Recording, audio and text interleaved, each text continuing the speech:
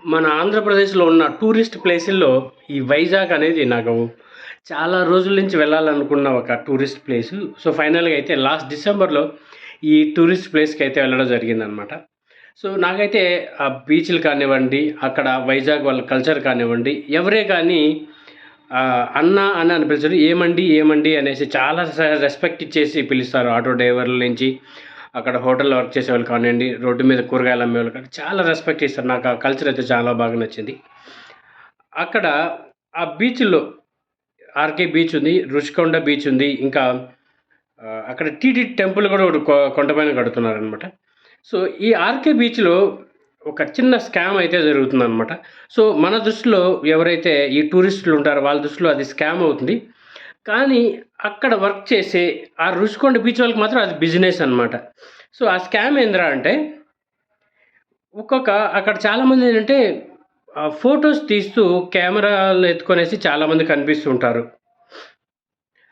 So, మనం ఏమంటాము photo shoot చేస్తామనమాట. ఇమ్మీడియేట్‌గా ఫోటోస్ చేసి మనకి సాఫ్ట్ కాపీలు అప్పుడే పంపిస్తారు. సో, మనోళ్ళకి ఏమనిపిస్తుంది అక్కడ ఫోటో షూట్ అంటే మన దగ్గర కెమెరాలు లేవు కాబట్టి ఖచ్చితంగా టెంప్ట్ అయ్యేసి తీసుకోవడానికి ఇష్టపడతామనమాట. సో, వాళ్ళు ఇనిషియల్‌గా ఒక్కొక్క కాస్ట్ ఎంత చెప్తారంటే ఒక సాఫ్ట్ కాపీకి 15-20 రూపీస్ చెప్తారు వాళ్ళు. అది ఒరిజినల్ కాస్ట్ ఎంతుంటదంటే ఒక రూ. 5 కూడా పడదంట అది. మినిమమ్ రూ. 5 పడుతుందేమో పడితే అంతే ఒరిజినల్ కాస్ట్. మన దగ్గర వాళ్ళు 15-20 రూపీస్ చెప్పి ఇఫ్ సపోజ్ మనం రూ. 20 అంటే రూ. 20 ఇవ్వాల్సుంటది. 15 రూపీస్ ఓకే చెప్పంటే రూ. 15 ఇవ్వాల్సుంటదనమాట. సో, వాళ్ళ దృష్టిలో అది బిజినెస్సు. మన దృష్టిలో అది ఒక స్కాము. సో, అక్కడ వాళ్ళకి పెద్ద యూనియన్ ఉంది. చాలామంది ఫోటోగ్రాఫర్‌లు యూనిఫార్మ్ యేసుకునేసి కెమెరాలు ఎత్తుకొని తిరుగుతుంటారనమాట. సో, మీరెప్పుడైనా ఆ రుషికొండ బీచ్‌కెళ్ళినప్పుడు మీరు బార్గెన్ ఎలా చేస్తారంటే 7-10 రూపీస్ మాత్రమే బార్గెయిన్ చేయండి. సో, ఎందుకంటే వాళ్ళు బతకాలి కాబట్టి, వాళ్ళకు అది బిజినెస్ కాబట్టి 7-10 రూపీస్ మాత్రమే బార్గెయిన్ చేయండి. మీకు లేదంటే 8 రూపీస్ మాక్సిమం అంతే.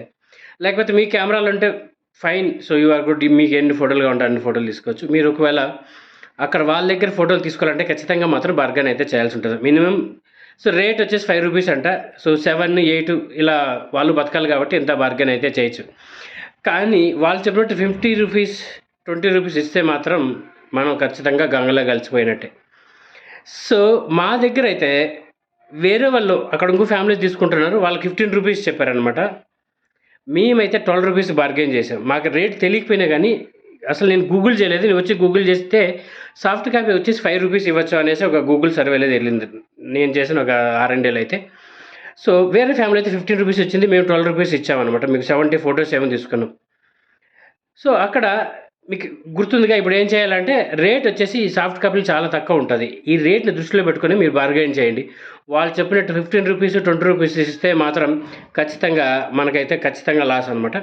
ఫోటోస్ అయితే మంచిగా సాఫ్ట్ కాపీస్ తీస్తారు. ఫోటోస్ అన్నీ బాగానే ఉన్నాయి గానీ, కాస్ట్ విషయంలో మాత్రం చాలా జాగ్రత్త వహించాలి మనం. వాళ్ళు చెప్పినట్టు ఇస్తే మాత్రం అది వాళ్ళ దృష్టిలో బిజినెస్, మన దృష్టిలో ఖచ్చితంగా స్కామ్ అనమాట.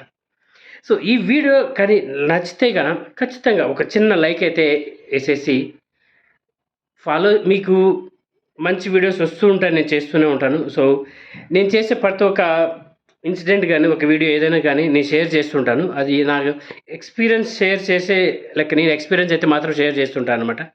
So, thank you so much. See you in another video.